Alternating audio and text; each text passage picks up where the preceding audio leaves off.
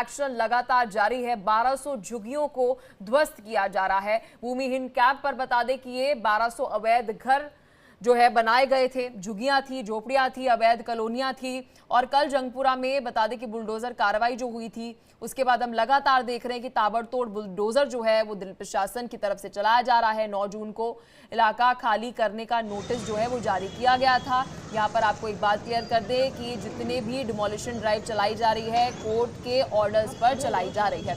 अब दिल्ली के कालकाजी में भूमिहीन कैंप के अंदर अवैध निर्माण पर बुलडोजर का एक्शन लगातार जारी है। करीब 1200 झुग्गियों पर दिल्ली हाईकोर्ट के आदेश के बाद बुलडोजर की कार्रवाई की गई। बुलडोजर एक्शन के दौरान भारी संख्या में पुलिस बल, अतिरिक्त सुरक्षा बलों के जवान मौजूद रहे। सुबह 5:30 बजे से ही अवैध निर्माण पर बुलडोजर एक्शन शुरू हो गया। साथ ही आपको ये भी जानकारी दे दें, नगर निगम चुनाव के समय 1800 से ज्यादा लोगों को फ्लैट दिया गया था। इसके बावजूद 1200 लोग कोर्ट चले गए थे। और इस खबर पर और अधिक जानकारी के साथ मेरे सहयोगी रजनीश हमारे साथ जुड़ चुके हैं। रजनीश, एक लंबे समय से अगर हम बात करें, इंडियन जुडिशरी की तरफ से ये बात कही गई है, चाहे वो दिल्ली हो, उत्तराखंड हो, यूपी हो, कि जो इंक्रोचमेंट है उसे हटाना बेहद ज्यादा जरूरी है। लगातार हम देख रहे हैं कि जो इंक्रोचमेंट को लेकर ये डेमोलिशन ड्राइव दिल्ली में चलाई जा रही है कोर्ट के ऑर्डर्स पर, इसको लेकर क्या कुछ अपडेट है?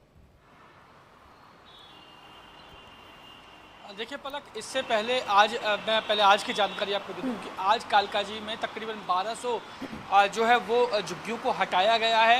ये अवैध जो है वो कब्जा किया गया था ज़मीन पर, जिसे हाईकोर्ट के आदेश के बाद आज जो है वो बुलडोज़र की कार्रवाई की गई।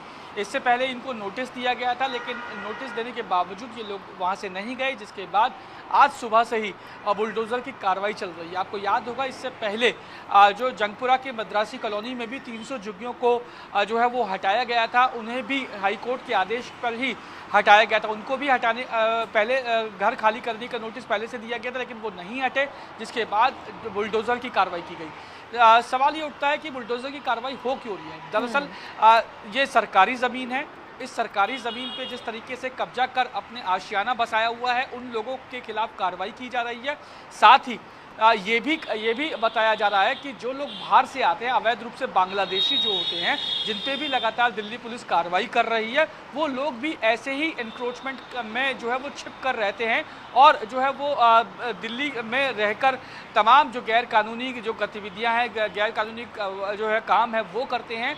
ऐसे में जाहिर तौर पे सरकारी ज़मीन को खाली करवाना बेहद ज़रूरी है। इसके साथ साथ बांग्लादेशियों पर भी लगातार कार्रवाई जो है दिल्ली पुलिस की तरफ से चल रही है। लेकिन मैं आपको फिर क्लियर कर दूं कि ये जो कार्रवाई, चाहे वो कालकाजी हो, चाहे वो जंगपुरा हो, जहां भी बुलडोज़र की कार्रवाई दिल्ली में चल रही है, वो सभी कार्रवाई हाईकोर्ट के आदेश के बाद चल रही है। इन लोगों को पहले नोटिस दिया गया था, लेकिन उन्होंने इस नोटिस को नज़रअंदाज किया, जिसके बाद आज ये कार्रवाई को अंजाम दिया गया। रजनीश, लेकिन यहाँ पर एक बहुत महत्वपूर्ण सवाल मैं आपसे पूछूंगी, क्योंकि ये बात कही जाती है कि उजाड़ने से पहले आपको बसाना है। और इस पर्टिकुलर केस की भी अगर हम बात करें तो यहाँ पर जानकारी मिल रही है कि 1800 फ्लैट्स जो हैं वो वितरित किए गए थे। फिर उसके बाद 1200 जो लोग हैं उनकी झुग्गियों को लेकर एक अपील जो है वो डाली गई। तो अगर फ्लैट्स मिल रहे हैं, यानी कि आपको जो अवैध तरीके से आपने इंक्रोचमेंट की हुई है उसको हटाने से पहले आपको फ्लैट्स दिए जा रहे हैं, तो ये कौन लोग हैं जो कह रहे हैं कि भाई हमें बेघर किया जा रहा है, हमारे घर जो है वो छीने जा रहे हैं? मतलब क्या चल रहा है दिल्ली में? देखिए पलक, ये वो लोग हैं जिन्होंने कागजात, जो फौरी तौर पे जो ज़रूरी कागजात हैं फ्लैट को लेकर, वो जो है वो सरकार को जमा नहीं करवाए। जिन लोगों ने जो वैध कागजात जो है अपने सरकार को जमा कराए हैं, उन लोगों को फ्लैट अलॉट कर दिए गए।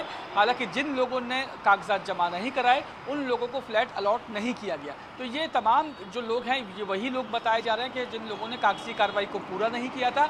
और जाहिर तौर पे अगर आप हटा रहे हैं तो आपको आशियाना देना होगा, लेकिन इसके लिए भी कानूनी प्रावधान है। कानून के तहत ही आपको जो है वो फ्लैट या आपका आशियाना दिया जाएगा। अगर आप उस कानूनी कार्रवाई को, उस कागजी कार्रवाई को पूरा नहीं करते तो जाहिर तौर पे आपको दिक्कतें आना लाजमी है। और यही कारण है कि इन लोगों को इस तरीके की दिक्कतों का सामना करना पड़ रहा है। रजनीश, बहुत शुक्रिया आपने